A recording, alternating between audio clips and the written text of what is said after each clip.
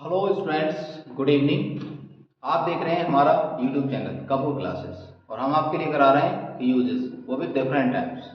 अगर आप हमारे वीडियो को केयरफुली वॉच करेंगे तो आपको बहुत कुछ सीखने को मिलेगा।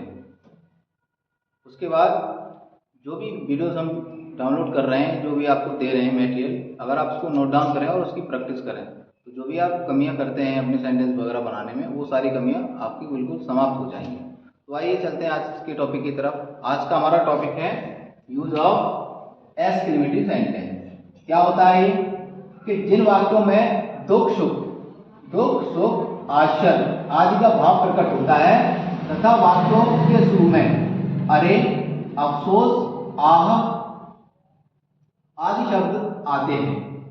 और इसकी एक और पहचान है, ये चीजें मैंने ये हिंदी के वाक्यों में आपको इसकी मदद मिल सकती है और ये इंग्लिश वाले वाक्यों में इसकी मदद मिल सकती है। तो मैंने दोनों टॉपिक लिख दिए हैं कि अगर इंग्लिश में आता है तो हम इसको कैसे पहचानेंगे और हिंदी में आता है तो कैसे पहचानेंगे। कह सकते हैं पहचान में मैंने लिखा है कि इन वाक्यों के शुरू में एलास, ओह और ah, bravo, hurrah, bravo, what, good heavens, how, what आए तो उसे एक्सक्लेमेटरी सेंटेंस कहते हैं। अब बात ये आती है कि ये शब्द कहाँ का यूज होते हैं। जैसे एलास और आ हमेशा दुख के लिए आते हैं तो, और ये हुर्रा शब्द जो है वो हमेशा खुशी के लिए आता है, मतलब सुख के लिए आता है, सुख के लिए आएगा। और कह सकते हैं व्हाट और गुड हेवेंस ये आता है तुम्हारा आश्चर्य के लिए।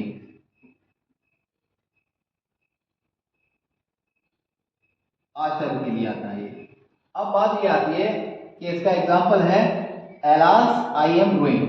कह सकते हैं एलास दुख दुख दुख बता रहा है, एलास से दुख होता है, आई एम रुइंड कह सकते हैं कि मैं बर्बाद हो गया। उसके बाद इसका एक स्ट्रक्चर है जिसके अकॉर्डिंग सेंटेंस को बनाएंगे। सबसे पहले अगर एलास, ओ, आ, हुर्रा, ब्रेवो अगर ऐसे शब्द आए तो शुरू में लेने हैं।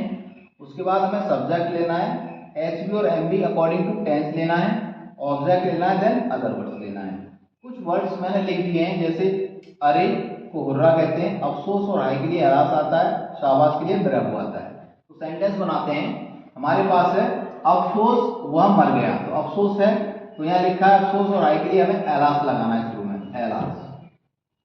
उसके बाद एक्सक्लेमेटरी मार्क, उसके बाद लेना है हमें सब्जेक्ट, ये हमारे पास अब ही इज डाइड कह सकते हैं, एलास ही इज डाइड वह मर गया। अगला सेंटेंस हमने लिया है अरे हम मैच जीत गए। अरे के लिए मैंने वर्ड लिया है और यहाँ पर उसका अरे का वर्डिंग होता है हुर्रा, तो सबसे पहले हुर्रा लगाएंगे और उसके बाद एक्सक्लेमेटरी मार्क। फिर लेना है सब्जेक्ट, वी है, वी के बाद जीत चुके हैं according to tense, have, we have won the match. इस प्रकार से हम इसको बनाना सीख सकते हैं, चाहे वो हिंदी का सेंटेंस हो चाहे वो इंग्लिश का सेंटेंस हो। एक बार और रिमाइंड करा देता हूं अच्छे से, आप कोशिश करना समझने की कि इसको और अच्छे से हम कैसे कर सकते हैं। एक्सक्लेमेटरी सेंटेंस में क्या होता है, आपको दुख मिलेगा, सुख मिलेगा और आश्चर्य, ये तीनों चीज मिलेगी और इनके भाव आप प्रकट होंगे सेंटेंस में।